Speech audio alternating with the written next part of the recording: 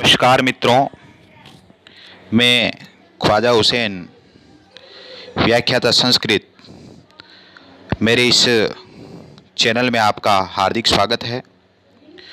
आज से पूर्व की कक्षाओं में हमने संस्कृत व्याकरण के प्रमुख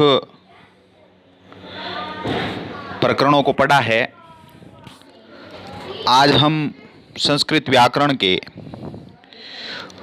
उन्हीं प्रकरणों में से एक प्रकरण समास प्रकरण, जो कि बहुत अच्छा प्रकरण है, इसके बारे में हम इसके प्रश्नों के बारे में पढ़ेंगे। तो ट्रायल के तौर पर आज नया प्रयोग किया है मैंने।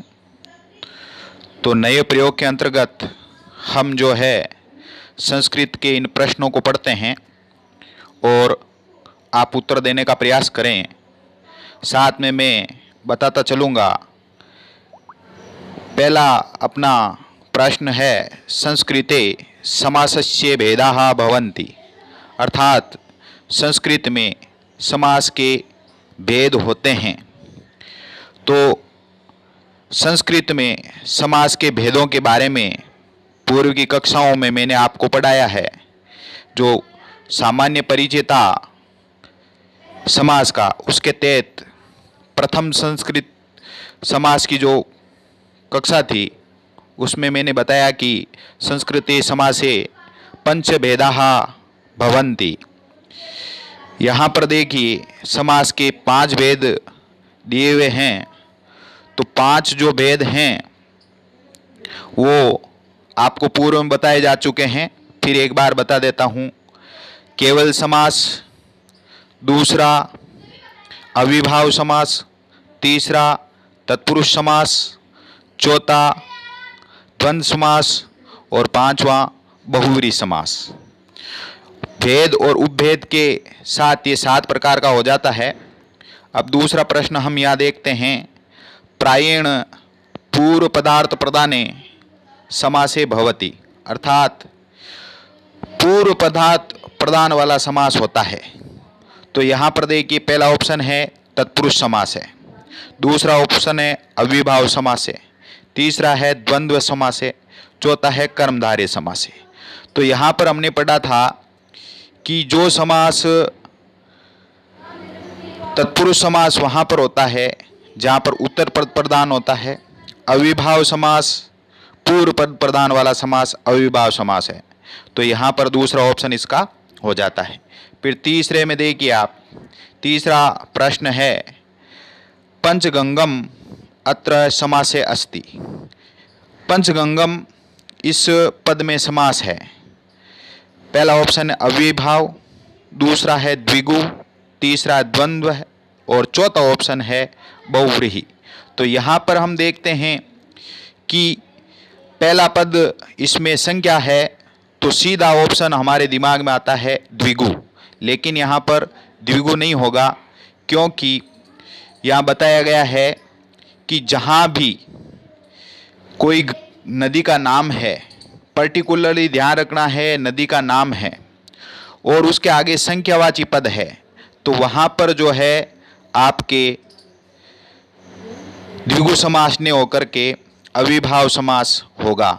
तो यहाँ पर संख्या पूर्व द्विगु नहीं होकर के अविभाव, तो ये दूसरा ऑप्शन जो पहला ऑप्शन जो है अविभाव समास है वो हो जाएगा। चौथा प्रश्न है अपना, पीताम्बर है अत्र कै समास है।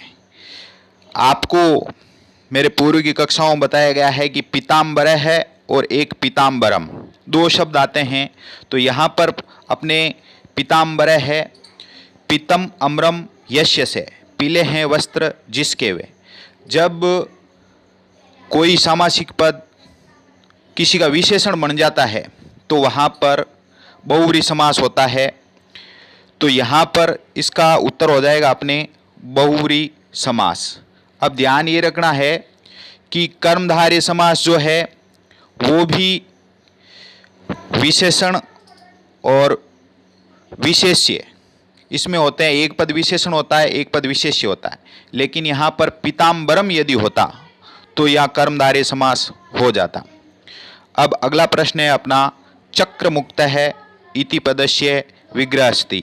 तो यहाँ पर देखिए, हम जब तत्पुरुष समास पढ़ रहे थे तो वहाँ पर मैंने इनके बारे में विस्तार से बताया है। इनको विस्तार से पढ़ने के लिए मेरे पूर्व के समास की वीडियो को आप देखिए। तो पहला ऑप्शन है इसमें चक्रेण मुक्त है, दूसरा है चक्रात मुक्त है, तीसरा ऑप्शन है चक्रस्य मुक्त है और चौथा ऑप्शन है चक्रः मुक्त है।